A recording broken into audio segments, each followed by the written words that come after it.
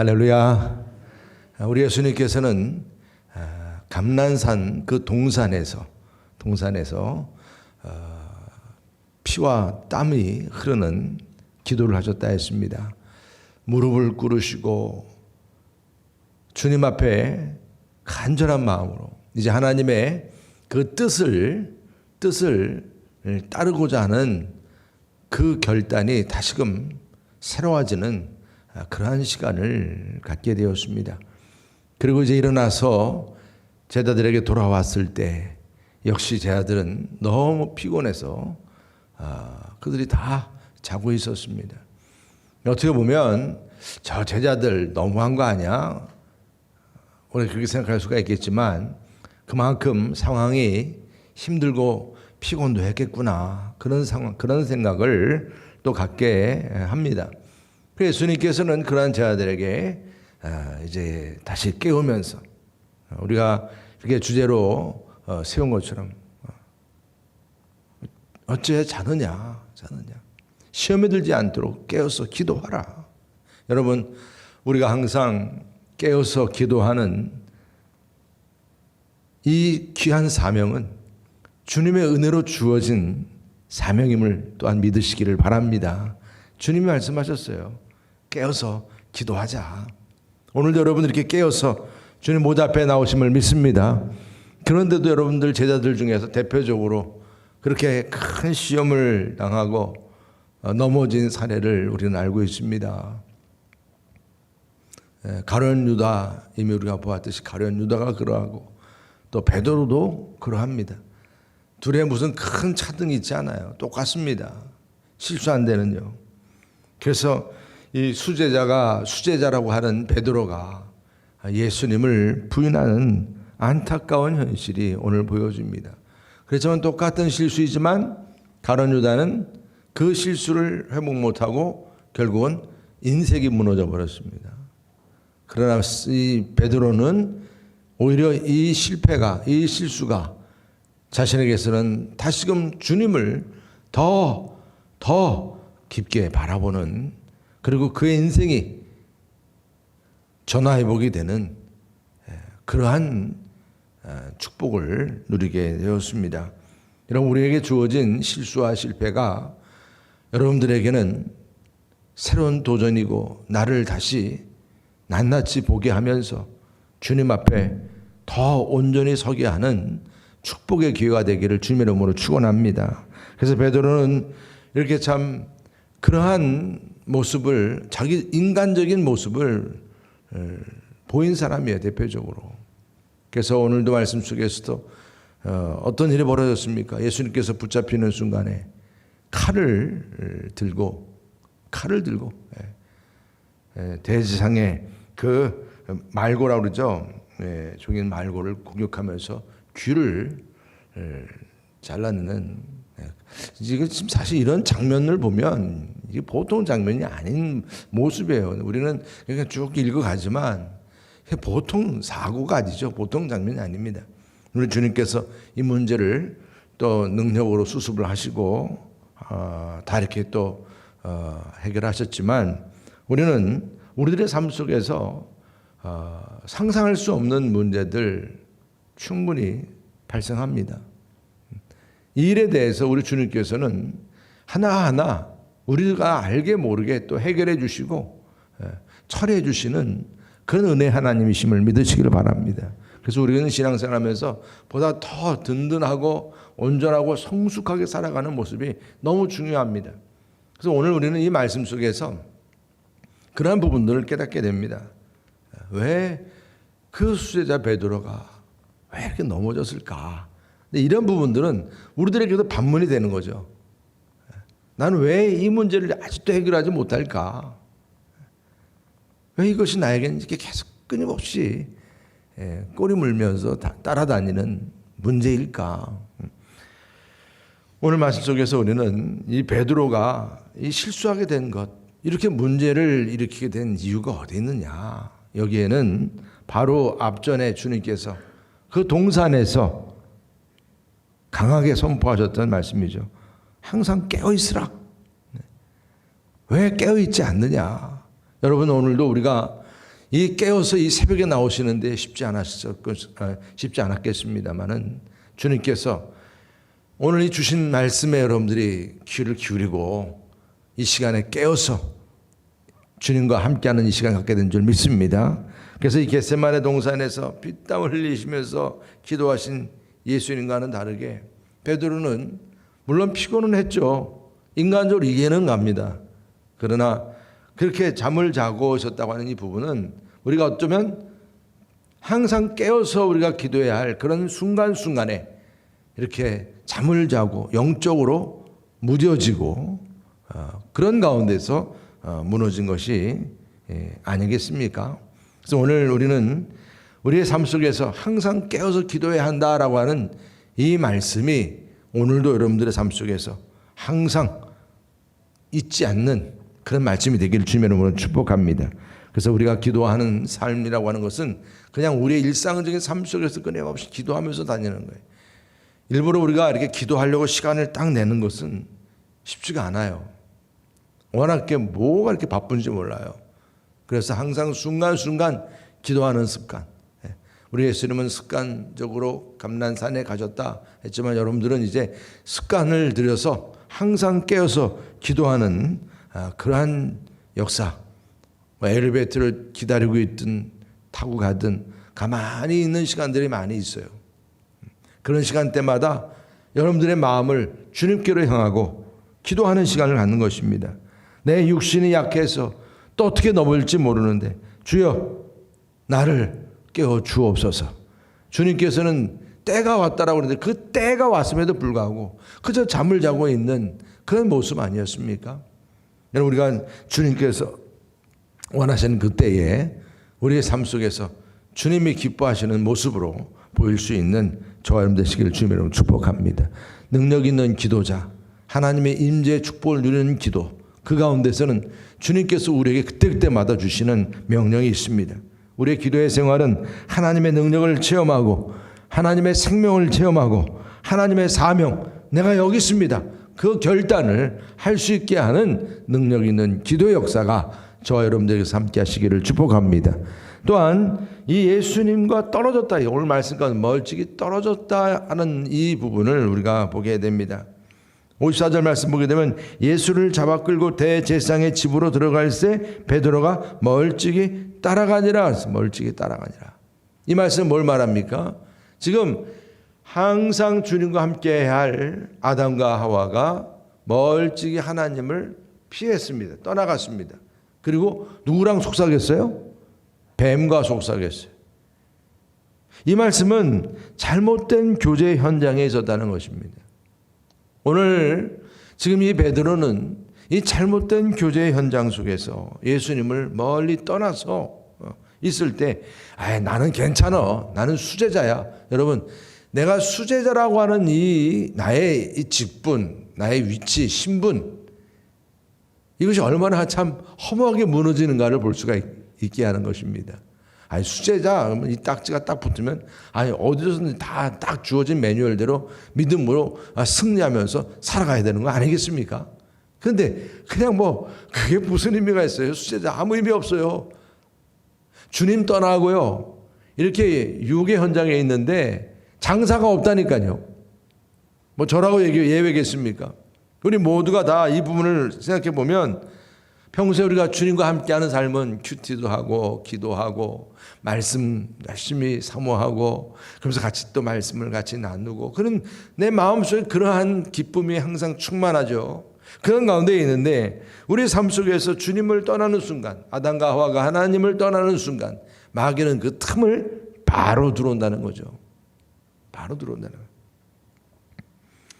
한마디로 주님 떠나면 우리가 그 동물의 왕국에서 같이 모여있던 그 군에서 떨어지게 된 먹잇감이죠. 그 맹수들은 그거 절대로 안 놓칩니다. 같이 모여있는 아무리 약한 그러한 짐승들일지라도 모여있는 거는 맹수가 못 달려듭니다. 그런데 그 대열에서 이탈했을 때 이때는 이게 사탄의 표적이 되는 거예요. 여러분 우리가 주님과 함께하는 우리들의 모습, 우리의 삶이 내 마음속에서 변함이 없어야 돼요. 이것을 우리가 또 오늘도 구하시기를 축복합니다. 내 마음속에 자꾸 이상한 생각이 들고 안 좋은 생각 들고 그럴 때마다 주여, 항상 나 주님 바라봅니다. 나는 주님 바라보니 주여 나를 떠나지 마옵소서. 항상 주님과 함께하는 삶입니다. 그래서 베드로가 이 잘못된 교제, 여러분 보면 주님을 잠깐 이렇게 벗어나는 그 순간은 있을 수 있지만 빨리 또 돌아오든 아니면 빨리 깨달아야 되는데 이게 자기 자신이 지금 잘못된 교제의 현장을 그대로 즐기고 있는 모습을 볼 수가 있습니다. 그럴 때 그동안 자기가 말씀 배우고 같이 기도하고 같이 훈련받고 이게 한순간에 무너지는 거예요. 불타는 석탄, 우리가 옛날에 우리가 불 태우면서 난로를 태울 때 같이 막 모였을 때 그 불이 힘있게 불타는 걸 볼 수 있지 않습니까? 근데 그 중에 이제 나중에 불 끌 때는 다 흩어버려요. 그럼 낱개로 다 흩어지면요, 다시 금방 이제 식어버립니다. 죽어버려요, 그 불 기운이. 우리가 이렇게 함께 참 같이 모이기를 힘쓰고 같이 기도하면서 이렇게 나아가는 데는요, 하나님께서 우리를 같이 이렇게 모아진 가운데서 불을 붙이는 그런 능력이 함께하기 때문임을 믿으시기를 바랍니다. 흩어지면 안 돼요. 그래서 오늘 말씀 속에서 보면 이렇게 우리가 열심을 가지고 주님과 함께하는 이 모습이 변함이 없이 나갈 때 우리들의 이 불같은 능력은 계속 불타오를 줄 믿습니다. 이 귀한 축복이 함께 하시길 주님의 이름으로 축원합니다. 그래서 우리의 삶 속에서 우리 주님께서 나와 함께하는 삶이 되도록, 오늘 여기 지금 모이기를 같이 힘쓰는 이유도 그래서 그런 거예요. 같이 하나 되도록, 선교회나 뭐 속회나 또 우리 사역팀들 지금 우리가 같이 함께하지 못하고 있는 가운데 있지만 이런 영적인 교제가 얼마나 중요한지 몰라요. 지금 우리가 코로나 때문에 못 모여도요, 서로가 그래도 최대한 우리 마음속 살 수 있는 대로 노력을 하셔야 됩니다. 하나님 주신 귀한 선물이거든요.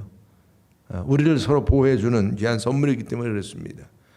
그래서 주님과 함께 교제하면서 주님 그 곁을 떠나지 않도록 함께하게 하는 그런 동역자들이니까요. 그리고 오늘 말씀 가운데 보면 이 베드로가 자기가 있는 그 처지에서 아무리 그렇다 할지라도 주님을 떠나고 그 유혹의 자리에 있었지만 그런 자리에서도 내 입술로 주님을 시인하고 그리고 예수님을 내가 전할 수 있다면 나를 지키는 그런 자리가 됨을 믿으시기 바랍니다. 그러지 못했어요. 물론 쉽지는 않겠지만 그러나 이 실수의 원인 가운데서 결국은 그동안 이렇게 주님과 함께했던 삶 속에서 내가 주님을 증거하고 내가 하나님의 자녀됨을 또 주님 때문에 내가 이렇게 구원받게 되었음을 내가 당당하게 전할 수 있어야 되는데 그러지 못하게 된다는 거예요. 여러분 이 시간에 우리가 다시 한번 결단할 수 있기를 축복합니다. 어떤 자리에 있든지 간에 나의 신분을 숨기지 않고 내가 하나님의 자녀이고 여러분교회 교인이고 나의 이 직분이 무엇이고 이런 부분들을 당당하게 증거할 수 있는 우리 모두가 되기를 축복합니다. 우리가 그리스도와의 생명의 관계가 이루어진 것은 그냥 내가 예수님과 함께 하니까 이렇게 내가 살아가는 거야 이것을 끝나는 것이 아니라 증인의 관계도 같이 연결된 거예요. 그래서 증거할 수 있는 그런 관계가 돼야 합니다. 땅끝까지는 내 증이 되리라 그랬습니다. 우리 주님께서 주신 말씀을 우리가 명심하고 우리의 삶 속에서 내가 이제 감당해야 할 이 복음 증거의 사명을 감당하는데 이것은 그냥 복음 증거하는 것만이 아니라 그 증거를 통해서 누구를 지켜주는 거예요? 누구를 지키는 것입니까? 나를 지켜주는 거예요. 나를 지켜주는 거예요. 그래서 우리가 이런 부분에 있어서는 참 우리가 예전에 우리의 믿음의 선조들 그렇게 순수하게 복음을 전하고자 했던 모습들이 어떻게 보면 그렇게 어렵게 살던 시대 속에서도 그들의 삶을 지킬 수 있었던 비결이 되었구나 생각하게 됩니다. 여러분 삶 속에서 예수님을 나의 주 나의 하나님으로 증거하기를 기뻐하시기를 축복합니다. 그리고 마지막으로 이 베드로가 주님의 말씀을 이 머릿속에 깊이 기억하지 못하고 명심하지 못했다는 것입니다. 우리가 육신의 정욕에 따라서 나오는 실수 중에서 이렇게 깨어서 기도하지 못하고 또 내가 주님과 항상 함께 해야 하는 그 삶을 내가 주님과의 그 교제의 삶을 누리지 못하고 그뿐이 아닙니다. 주님의 그 증인된 사명을 감당하지 못하는 것만 아니라 하나님께서 나에게 주신 말씀을 내 마음속 깊이 새겨야 하는 이것이 얼마나 우리에게서는 큰 축복인데도 그러지 못하는 부분들을 많이 보게 됩니다. 베드로는 그에게 주님께서 이미 경고하셨어요. 네가 나를 3번 부인하리라. 이 말씀은 우리가 지나가면서도요, 우리 주님께서 우리에게 주시는 경고의 말씀일 수 있어요. 그것은 옆에 있는 동료를 통해서도 주어질 수도 있어요. 그럴 때 그런 부분들이 내가 지금 하고 있는 이 일이 주님 보시기에 합당하지 않는 거예요. 그러면 누군가 나에게 툭 치면서 얘기를 하거든요. 그런데 그것이 그냥 괜찮아 그럼 넘어갈 일이 아니라 내 마음 속에 있었던 하나님의 말씀과 같이 딱 그 말이 딱 같이 연결이 되는 거예요. 부딪히든 그러면서 정말 주님 말씀에서 아닌데 이러면서 내 마음 속에 도전이 되면 그게 주님의 음성은 오는 거예요. 근데 그걸 무시해버려요. 그러다 보면 오늘 이 베드로와 같은 그런 일이 생깁니다. 나 영적인 생명을 위해서 내 삶을 위해서 주님은요 이미 벌써부터 우리에게 말씀을 주셨고요. 그래서 지금 어떤 상황이 생기면 우리는 지혜롭게요 먼저 기도하면서 주님께서 내게 어떤 말씀을 주셨는지를 기억하기를 축복합니다. 난 기억력이 없었어요. 기억이 나는 부분에 대해서는 그것도 주님께 맡기는 거죠. 주님께 맡기고 기도하는 거예요. 주님, 내가 이제는 이런 상황에서 어떻게 하면 좋을까요? 주님께서 이미 나에게 주신 말씀은 어떤 말씀이었나요? 여러분, 우리가 성경을 그냥 읽나요? 우리가 이처럼 하나님의 말씀을 그냥 듣나요? 여러분들, 내가 아무리 들어도 다 그냥 콩나물 슈리야. 그냥 다 흘러나가버려. 그러나 콩나물은 자라듯이 우리가 이렇게 믿음이 자라왔다면 하나님께서는요, 우리에게 그냥 여러분 우리가 깨어있으라. 우리가 기도하면서 사는 삶을 하는 괜히 깨어있으라 그랬겠습니까 여러분? 죄송합니다. 그게 아니지 않습니까? 주님 우리에게 말씀을 주신 것이 그냥 주님이 그냥 말씀 주셨겠습니까? 바로 오늘 이 순간 여러분들의 순간순간에 주님께서는 복을 주시고 형통케 하고 은혜 주시고 살 길을 열어주시기 위해서 길을 여시는 주님께서 우리에게 이처럼 하나하나 지시하시고 말씀해 주신 거예요. 근데 우리는요 너무나 배가 부르잖아요. 배가 불러요. 요즘에 사는 것이 너무 배가 부르니까요 냉장고 문 열고서 뭐 하나 이렇게 먹어도요 감사한 줄 몰라요. 이제 너무 당연하게 생각하니까. 너무나 우리는 이 영적인 삶에 있어서도 너무 배가 부른 거예요. 그러니까 들려야 될 걸 들리지도 않고 들어야 될 것을 듣지도 못하고 우리가 지금 해야 할 그런 순종도 하지 못하고 그냥 또 하면 다음에 하면 또 되지. 지금 못 먹으면 다음에 먹으면 되지. 항상 생각이 지금 우리는 그런 생각 속에 살아가고 있다는 얘기입니다. 내 기준이죠. 뭐든지 내 기준이에요. 여러분 우리가 하나님의 말씀을 듣고 깨닫는 것은 나에게서 너무 귀한 일이니까 마음 같아서는 그거를 다 이 저장고에 집어넣어가지고 요즘처럼 뭐 핸드폰에다가 다 어떻게 넣어가지고 그때마다 자동적으로 톡톡 나오게끔 하면 얼마나 좋겠습니까? 그렇게 귀한 말씀들인데 여러분 우리가 하나님의 말씀을 왜 묵상하고 그걸 말씀을 할 수 있는 대로 우리 안에 새겨 놓습니까? 나도 모르게 여러분 그 말씀을 듣고 또 듣는 순간에 내 삶이 변화가 되고 내 삶의 믿음이 더 커지는 거예요. 그 믿음이 자라가면서 죄도 분별하게 되고요. 예전에 분별했던 죄도 하나님의 말씀에 의해서 그게 분별이 되는 거예요.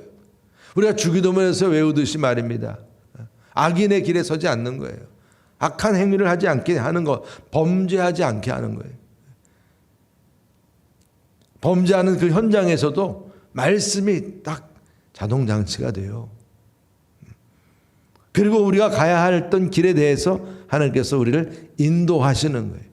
인도하시는, 선한 길로 인도하시고 지팡이 막대기가 나를 안위하시고 지켜주신다.